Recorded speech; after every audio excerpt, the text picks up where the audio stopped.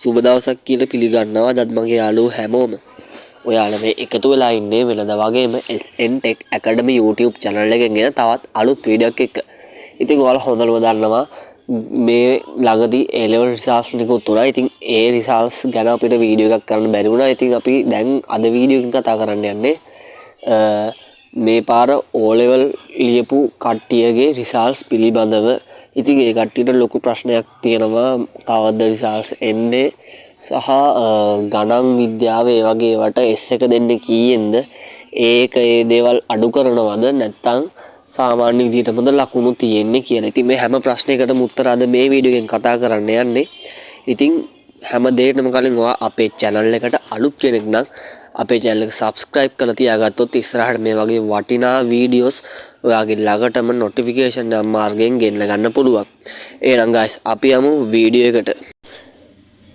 හරි ඉස්සෙල්ලම අපි කතා කරමු O level results. ඔයාලගේ O level results එන්නේ මොන මාසෙද කවද්ද කියලා. ඉතින් ඔයාලගේ සියලුම පේපර් ටික සියලුම දෙනාගේ සියලුම විෂයන් වල ඔක්කොම පේපර් ටික මැයි 28 වෙනිදා වෙද්දී බලලා ඉවර කරනවා කියලා මෙයාලා සඳහන් කරනවාට පේනවා ඇති.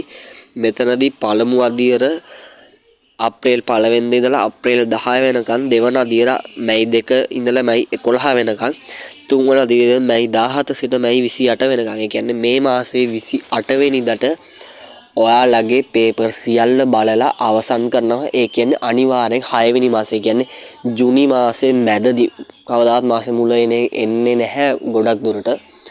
ජූනි මාසේ මැද වෙද්දි හෝ අග වෙද්දි අනිවාර්යෙන් results එනවා. ඔයාලගේ ඒ ගැන බය වෙන්න දෙයක් නැහැ. කොහොම හරි ජූනි මාසේ results එනවම තමයි. මොකද මැයි 28 O level මැයි 28 O level paper ඔක්කොම බලලා ඉවරනා කියන්නේ අනිවාර්යෙන් ජූනි මාසේ ඇතුළත එනවා. හරි ඉතින් අපි දැන් කතා කරන්නේ O level results එන දවස. ඒ කියන්නේ ජූනි මාසේ මැද හරි අග හරි තමයි එන්නේ. මුල එන එකක් නැහැ. මැද අග තමයි එන්නේ. හරි. අපි දැන් කතා කරමු විද්‍යාව ගණන් මේ සැරේ O level ලියපු අයට අමාරුන විද්‍යාව සහ ගණන් පේපර් දෙක ගැන අපි දැන් කතා කරමු. හරි.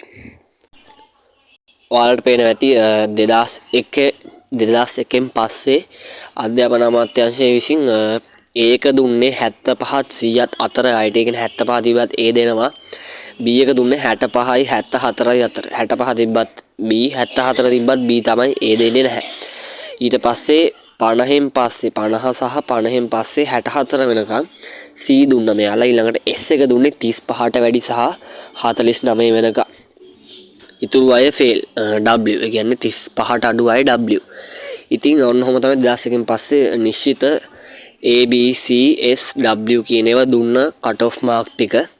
ඉතින් අපිටත් මමත් ඇත්තටම හිතුවේ නැහැ මම ගිය අවුරුද්දේ වල ලියපු කෙනෙක්. මමත් හිතුණා අපිටත් අමාරුයි ගණන් පේපර් එක. ඉතින් මේ ඒ ගණන් පේපර් එකටත් වඩා මේ පාර ගණන් පේපර් එක අමාරුයි කියන එක මම දන්නවා. ඉතින් මම ගිය පාර වල ලියපු කෙනෙක්. මටත් ගණන් වලට මම B එක ෂුවර් කරන් හිටියේ. කොහොම හරි මට A එකක් ආවා. ඉතින් මේ පාර ගණන් පේපර් එක ගොඩක් අමාරුයි කියලා අපි දන්නවා. ඒ වගේම විද්‍යා පේපර් එකත් ගොඩක්ම අමාරු කරලා තිබුණා. ඉතින් කොහොම වුණත් අධ්‍යාපන අමාත්‍යාංශයෙන් S එක හැම ඒ දේවල් අඩු කරනවා නම් ඒක නම් කියනත් අඩු වෙන එක නැහැ. ඔයාලට 74 73 තිබුණොත් එන්න ලොකු ඉඩකඩක් තියෙනවා ඒකක් එන්න. 74 තිබ්බොත් අනිවාර්යෙන් ඒකත් දාලා දෙනවා එයාලා.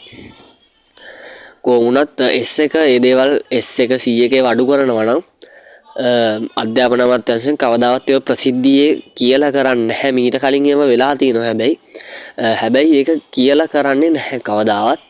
අපි S එක මේ පාර අඩුවෙන් බලන්නේ. මේ දේවල් එහෙම කියලා කරන්නේ නැහැ. ඒගොල්ලෝ ඒවා තීරණ අරන් ඒ විදිහට බලලා ඔයාලට රිසල්ට් එවයි. ඉතින් කොහොම වුණත් කියන්න තියෙන ඔයාලට බය වෙන්න එපා. ඔයාලා හිතන් ඉන්නවට වඩා හොඳ රිසල්ට් එකක් අනිවාර්යෙන් එන්න ඉඩකඩ තියෙනවා. මොකද මමත් හිතන් හිටියට වැඩිය හොඳ රිසල්ට් එකක් තමයි මට ආවේ. කොහොම වුණත් ලොකු ඉඩකඩක් තියෙනවා විද්‍යාවට නැතත් ගණන් වලට S එක අඩුවෙන් බලයි කියලා.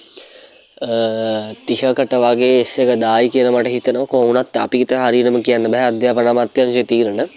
කොහොම වුණත් ඒ දේ කරනවා නම් කවදාවත් ඒක ප්‍රසිද්ධිය කරන්නේ නැහැ. රිසල්ට් ආවන් පස්සෙත් ඒක ප්‍රසිද්ධ කරන්නේ නැහැ. හරි ඉතින් ඔයාලා හිතන් ඉන්නකොට හොඳ රිසල්ට් එකක් අනිවාර්යෙන් එනවා. ඒක විශ්වාසයි. අනිවාර්යෙන් ඔයාලා හිතේ තියන් ඉන්න රිසල්ට් එකට වැඩිය හොඳ රිසල්ට් එකක් කොහොමත් එනවා.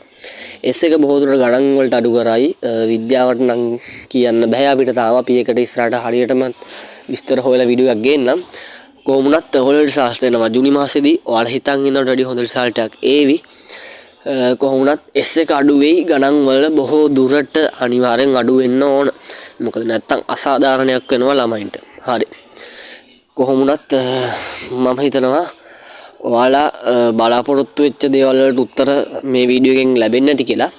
ඉතින් එහෙම අපේ වීඩියෝ එකෙන් ඔයාලට උත්තර ලැබුණා නම් ඔයාලා කරන් තියෙන්නේ අපේ channel එකට අලුත් කෙනෙක් නම් ඔයා අපි කලින් කිව්වා වගේම subscribe bell icon එකත් ඕල් දාලා තියාගන්න. එහෙම වුණොත් ඉස්සරහටත් මේ වගේ වටිනා කියන වැදගත් වීඩියෝස් ඔයාගේ ළඟටම notification මාර්ගයෙන් ගෙන්න ගන්න පුළුවන්. එහෙනම් guys අපි ඊළඟ වැදගත් වීඩියෝ එකෙන් හම්බ වෙනකන් ඔයාලට සුබම සුබ දවසක් ජය වේවා හැමෝම